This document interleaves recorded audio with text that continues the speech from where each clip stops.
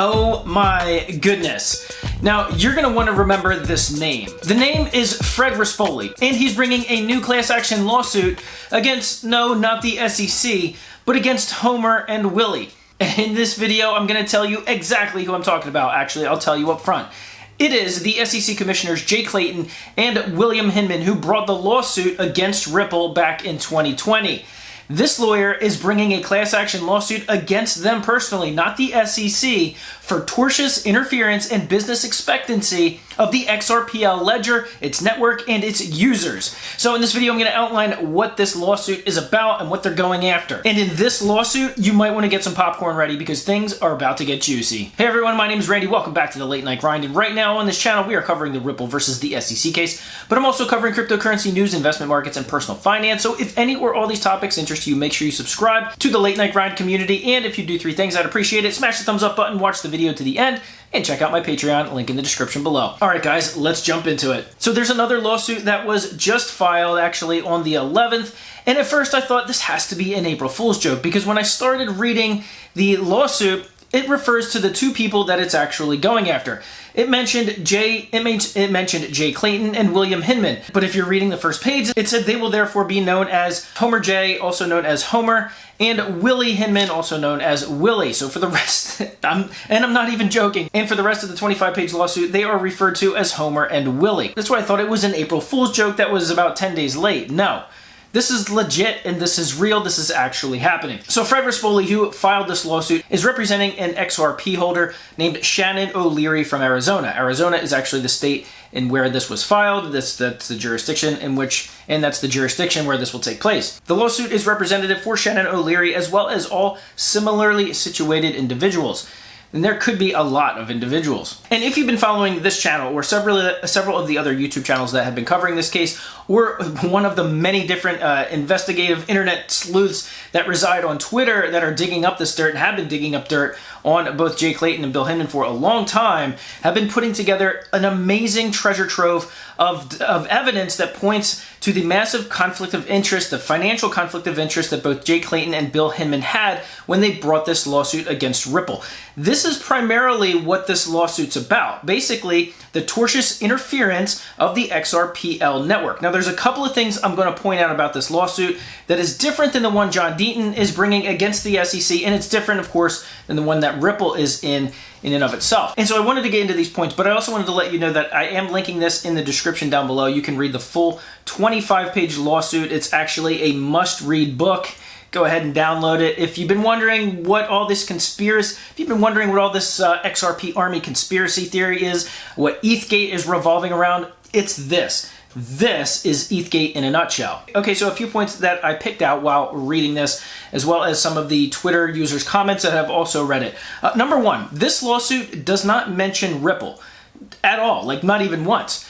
And in fact, it doesn't even mention XRP as a security and bring up that discussion in terms of what the SEC was attempting to sue Ripple for, because that's not really what this is about. This is essentially ETHgate and going after Bill and Jay for essentially their giant financial conflict of interest, and it digs deep. It has a timeline basically all the way back from Jay Clayton and Bill Hinman's time before the SEC, with their employers, with their clients that they represented, up to where they are now, even including the new emails that just came out about Bill Hinman and the conversations with SEC ethics committees back when he was an SEC commissioner, the ones that are really bringing shade to the SEC right now. So everything in this timeline is included, and it doesn't even mention Ripple or talk about XRP as a security. So that's an interesting note because this goes after the commissioners personally and their involvement with the Ethereum network, the Ethereum Alliance, their conflict of interest with Simpson Thacher, Perkins Coie, the whole bit. And one of the most relevant sentences that I read in this lawsuit, it basically sums it up really nicely, in that they're going after Jay and Bill for tortious interference of business expectancy of XRP, of the XRPL network and its users, essentially those that hold XRP, by siphoning market share from its network and attracting it to the other network, which was its biggest competitor at the time, Ethereum, which of course is its hand-picked favorite, done so by the famous Bill Hinman. Ethereum is not a security speech. So if you want to read it, go ahead. But some of the official, essentially charges or what they want to be investigated for, are as follows. The allegations against Homer and Willie are for tortious interference with business expectancy, with conspiracy to commit tortious interference with business expectancy, along with aiding and abetting tortious interference with business expectancy. Basically, knowing and cooperating with all the individuals that could potentially profit from Ethereum being named not a security and being essentially handpicked by the SEC, and hurting its competitor, and like the lawsuit says, siphoning a lot of that market share from XRP users and taking it over to Ethereum.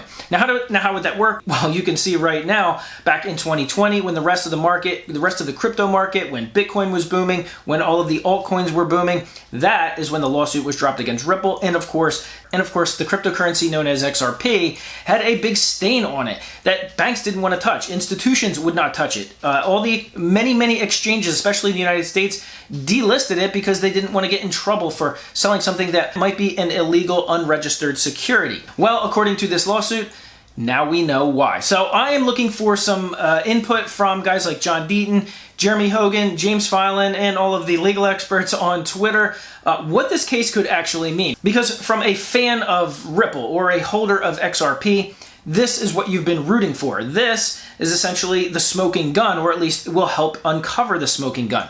I believe there's a couple of things that this lawsuit needs. Somebody on Twitter mentioned that they need subpoena power, and if they do get subpoena power, that there could be a lot of smoking guns, and that this case could get really interesting. So even regardless of what the SEC is doing with Ripple, maybe this will expedite that settlement talk with Ripple, and maybe when they want to settle with Ripple, give the XRP its clarity and shove this thing under the rug as fast as humanly possible so something like this doesn't come out against Jay and Bill, and thus a big red stain on the SEC. Or maybe the SEC and Gary Gensler doesn't care. They think they're above what all this is about, and they're willing to just throw Jay or Homer and Willie under the bus for the sake of the SEC and their future potential lawsuits against the blockchain firms and the cryptocurrency world. This is some exciting news, so if you're an XRP holder or you're paying attention to that Ripple case, this is going to be something that we are going to pay attention to, and you're going to see regular updates about this case as well. So like I said, I will put a link in the description below to the full 25-page lawsuit. You can go ahead and read it. I will also link it to my Twitter account, and you can go follow me on Twitter there, as I'll definitely be posting updates and new information regarding this case as it turns out. At first, I thought it was an April Fool's joke. No. This is the real deal. I get the feeling Jay and Bill really wished it was an April Fool's joke. Alright guys, so if you want to follow along with this or any of the other stories that I cover on this channel, make sure you subscribe to the Late Night Grind YouTube channel. You can do that by clicking that subscribe button below. Also, don't forget to follow me on Twitter. Link is in the description below. And if you're new to this channel, go ahead and check out some of the polls I put up on my community tab and participate, because I love to get to know your guys' thoughts on the cryptocurrency world, as well as some of the stories that I cover on this channel. And like I said, last request, go ahead and check out the Patreon. Link is in the description below. Alright guys, thank you so much for watching all the way to the end, for smashing that thumbs up button, and as always, I'll see you guys on the next video. Homer and Willie.